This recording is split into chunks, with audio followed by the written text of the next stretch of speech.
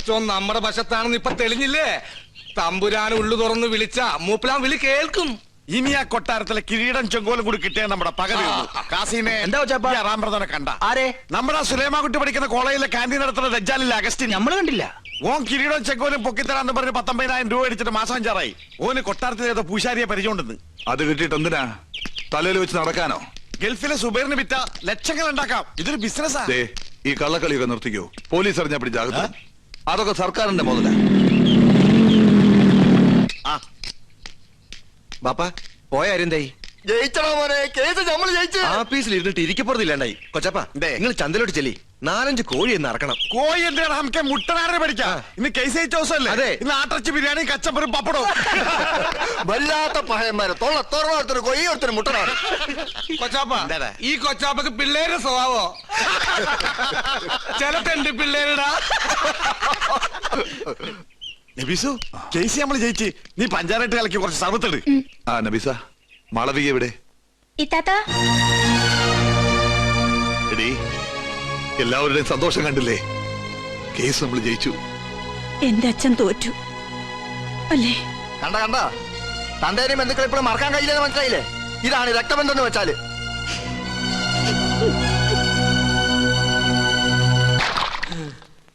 വിഘ്നേശ്വര, തടസ്സങ്ങളൊക്കെ നീക്കി തരണേ.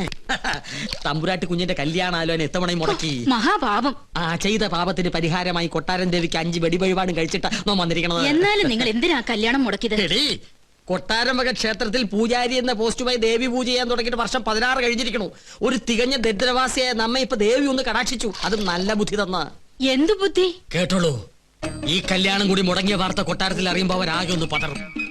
മനസ്സ് പതറുമ്പോ കവടി നിരത്തും. കവടി നിരത്തിയാൽ ഫലം ശത്രുദോഷം, പരിഹാരം പൂജ. കൊട്ടാരം പൂജാരിയെ നോമത് യാഗമാക്കി മാറ്റും. ഒരു സ്വയംവര യാഗം. അതിലാണ് നമ്മുടെ രാജയോഗം. നോം ലക്ഷങ്ങൾ അടിച്ചു മാറ്റും. ഈ 5 ഏക്കറും വീടുന്നോ സ്വന്തമാക്കും. ഇവിടെ നിന്നെ നോം രാജ്ഞിയാക്കും.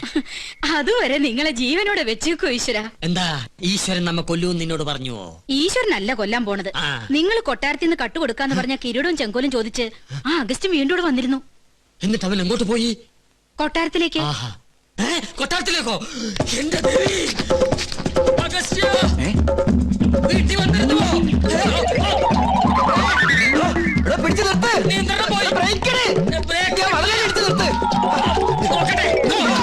ഇത് കുഴിയാണല്ലോ.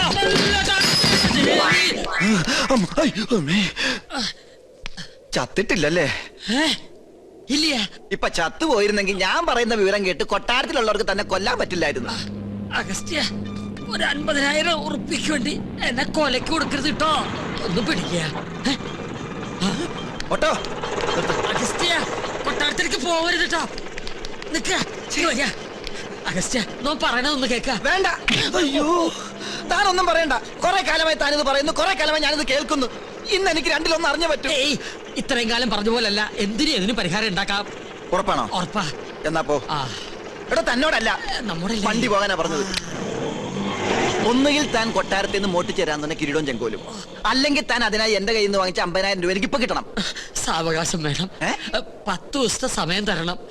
ദൈവത്തോർത്ത് സമ്മതിക്കുക. ദൈവത്തെ ഓർത്ത് 10 ദിവസത്തിനുള്ളിൽ കിരീടവും ചെങ്കോലും ഹാജിമാരുടെ കയ്യിൽ ഏൽപ്പിച്ചില്ലെങ്കിൽ പിന്നെ എനിക്ക് കോളേജിൽ ക്യാൻറ്റീൻ നടത്താൻ പറ്റില്ല. എനിക്ക് വീടും പറമ്പും മേടിക്കാനും പറ്റില്ല. തരാ ഉറപ്പ. സമാധാനായിട്ടിരിക്കുക. ഗോപികമോൾ ആകെ ദേഷ്യത്തിലാ. ഈ അണിഞ്ഞൊരുങ്ങൽ അവസാനത്തെ അന്ന് അവള് പറയണേ. ഇനി വയ്യ അത്ര ഒരു പ്രദർശന വസ്തുവായിട്ട് നിൽക്കാൻ. ഗോന്നാരെ വലിയ കോഴിക്കിലേക്ക് വിളിച്ച് അവര് പുറപ്പെട്ടോ ഇല്ലയോ എന്ന് അന്വേഷിക്കാം. വേണ്ട, മുടക്കി. ആര്? അല്ല, മുടങ്ങി. അതും മുടങ്ങി. കാര്യങ്ങൾ പറഞ്ഞ് മനസ്സിലാക്കി അവരെ കൂട്ടിക്കൊണ്ടുവരാനല്ലേ തന്നെ പറഞ്ഞയച്ചത്. നമ്മെ കൊണ്ട് ചെയ്യാൻ പറ്റുന്നതൊക്കെ നാം ചെയ്തു. ഉദയപുരം കൊട്ടാരവുമായി ഒരു ബന്ധവും അവർക്ക് സ്വീകാര്യമല്ലത്രേ. അടിക്കടി വിവാഹം മുടങ്ങുന്നതും പരാജയം ഉണ്ടാകുന്നതും ഈ കൊട്ടാരത്തിന് മേൽ പതിഞ്ഞിരിക്കുന്ന ദൃഷ്ടിദോഷം കൊണ്ടും മുജ്ജന്മ ശാപങ്ങളും കൊണ്ടാ. അത് മാറ്റിയെടുക്കാൻ യാഗവും പൂജയും നടത്തണമെന്ന് പലയാവർത്തി നാം പറഞ്ഞിട്ടുള്ളതല്ലേ? കേട്ടുവോ? സമയം ഇനിയും വൈകിട്ടില്ല. 41 ദിവസം 101 കാർമ്മികരുടെ സാന്നിധ്യത്തിൽ ഒരു സ്വയംവരയാഗം. ചെലവ് നിസ്സാരം, 10 ലക്ഷം രൂപ. ഫലമോ സർവൈശ്വര്യങ്ങളും. അതും നോം നടത്തിയാൽ ഫലം നിശ്ചയം. പൂജ, യാഗം തുടങ്ങിയ അന്ധവിശ്വാസങ്ങൾ കൂടെ പൊറപ്പിച്ച പല രാജകുടുംബങ്ങളും തകർന്നിട്ടുള്ളത്.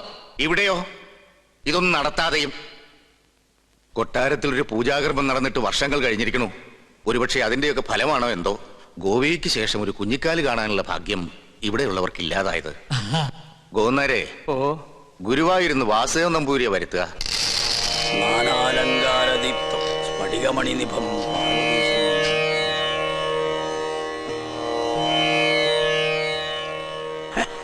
യാഗത്തിൽ ഫലസിദ്ധി കാണുന്നു. കർമ്മങ്ങൾ തീരും മുമ്പ്, അതായത് 41 നാൾക്കകം കന്യകയ്ക്ക് വരനെ കണ്ടെത്താനാവും. അപ്പൊ നാം മുൻകൂട്ടി പറഞ്ഞ തെറ്റില്ല. യാഗം നാം ഗംഭീരാക്കി തരാം. പക്ഷെ ഒരു കുഴപ്പമുണ്ട്. എന്താണ്? യാഗത്തിന്റെ വിജയസാധ്യത അതിന് നേതൃത്വം കൊടുക്കുന്ന കർമ്മിയുടെ ദേവപ്രീതിക്ക് അനുസരിച്ചായിരിക്കും. ദേവപ്രീതി നമുക്ക് വളരെ കൂടുതലാ. അത് തിരുമേനിക്ക് നോക്കിയാൽ അറിയാൻ പറ്റും. നോക്കാം. എന്താ പേര്? പരശുരാമൻ നമ്പൂതിരിപ്പാട്. പാട് വേണ്ട, പരശു നമ്പൂരി നോക്കിയാ മതി. ഓ, നക്ഷത്രം നക്ഷത്രം ഉണ്ടാ? ഉണ്ട്. വേണമെന്നില്ല. ഒന്നും ഉണ്ടാവില്ല.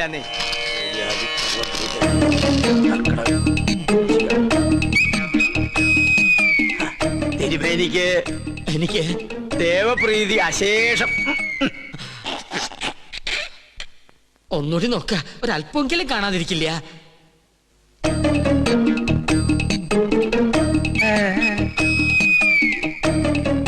എനിക്ക് ഒരിക്കൽ ഗണിച്ചാ മതി, തെറ്റില്ല. അങ്ങോട്ട് മാറി നിൽക്ക. ദേവപ്രീതിക്ക് വഴിപാട് എന്നാ പിന്നെ വഴിപാടായിട്ട് ഇത് പിടിക്കട്ടെ. എന്റെ ഭഗവാനെ, വേറെ ആരുണ്ട്? പണ്ടി കൊട്ടാരത്തിൽ ഒരു യാഗം നടത്തിയത് മണിമല മാണിക്യം ചെറിയ കൊട്ടാരത്തിൽ ബ്രഹ്മദത്തൻ നമ്പൂരിയാ. ആള് ബഹുകേമൻ, പക്ഷെ ജീവിച്ചിരിപ്പില്ല. ജീവിച്ചിരിപ്പില്ല. അദ്ദേഹത്തിനൊരു മകനുണ്ട്. ഇല്ല. ഉണ്ട്. ഞാൻ ഓർക്കണോ, അന്ന് അദ്ദേഹത്തോടൊപ്പം ഇവിടെ വരാറുള്ള 8 വയസ്സുകാരൻ കുസൃതി പയ്യൻ. എന്താ അവന്റെ പേര്? ഓർമ്മയില്ല. ഓർമ്മയുണ്ട്. ഉണ്ണികൃഷ്ണൻ. അത് തന്നെ. യാഗം പിള്ളേര് കളിയല്ല. അതിന് ഉണ്ണികൃഷ്ണൻ ഇപ്പൊ കൊച്ചുകുട്ടിയൊന്നുമല്ലല്ലോ. ഓരോ വർഷം കഴിയും തോറും ഓരോ വയസ്സ് കൂടെയല്ലേ എന്റെ മണ്ടൻ നമ്പൂരി. നിർത്തുക. അച്ഛന്റെ പാരമ്പര്യം ഉണ്ണിക്ക് കിട്ടാണ്ടിരിക്കോ? ചിലപ്പോ പേര് കേട്ട ഒരു പൂജാരി ആയിരിക്കും ആ കുട്ടി. നോക്കാം.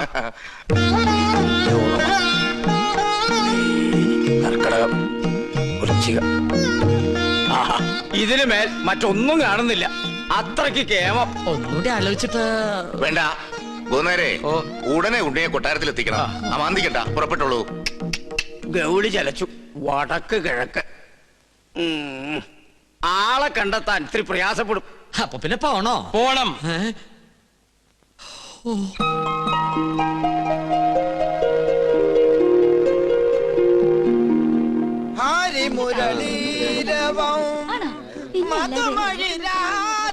ചെമ്മാങ്കുടി ഇന്ന് നേരത്തെ തുടങ്ങിയല്ലോ.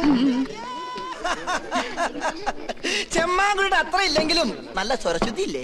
ദയവേത് സംഗീതം പഠിക്കുന്ന കുട്ടികൾ ഇങ്ങനെ കൊല്ലരുത്. സംഗീതം ഒരിക്കലും മരിക്കുകയില്ല. സാധകം ചെയ്തതാ പെങ്ങന്മാരെ. കടുത്തോളം വെള്ളത്തിൽ നിന്ന് സാധകം ചെയ്യാൻ കടുത്തോളം കട സമ്മതിക്കണ്ടേ? അതുകൊണ്ട് ചായ അടിക്കുമ്പോ ആകാന്ന് കരുതി. ചെറുകടി എന്തുണ്ട് അച്ഛൻ ചേട്ടാ? സമൂസ മസാല പഴംപൊരി പരിപ്പ് വട. കുട്ടി നിർത്തി കുടിക്കൂ, എന്നാലല്ലേ സിരസിൽ കയറാതിരിക്കൂ. സംഗീതം പഠിച്ചല്ലോ. മുല്ല പൂമ്പൊടി ഏറ്റുകിടക്കും, അകത്തിനുമുണ്ടാകും സൗരഭ്യം. സത്യത്തിൽ ഇന്നത്തെ മത്സരത്തിൽ എനിക്കും ഒരു കൈ നോക്കണമെന്നുണ്ടായിരുന്നു. അയ്യോ, അത് വേണ്ട. വേണ്ടേ? ആ ഒരു കൈ സുലൈമാനും ഉണ്ണികൃഷ്ണൻ തമ്മിൽ നോക്കിക്കോളും. എന്നാ നിങ്ങൾ പറ, ഇന്നത്തെ മത്സരത്തിൽ ആര് ജയിക്കും? സംശയം എന്താ? സുലൈമാൻ. ആ, അങ്ങനെ പറ. ഓ, അവളുടെ ഒരു സുലൈമാൻ മേത്ത ചെറുക്കനെ പ്രേമിക്കാൻ നടക്കുന്ന നായരിച്ചി പൺവേലൈനാ. ഒന്ന് പോടി. നീ നോക്കിക്കോ, ഉണ്ണികൃഷ്ണനെ ജയിക്കും. വെറുതെ തർക്കിച്ച സമയം കളയേണ്ട സംഗീതേ. ഉച്ച കഴിഞ്ഞ് അറിയാലോ വിധി. അത് നമ്മുടെ സുലൈമാനെ ജയിക്കും.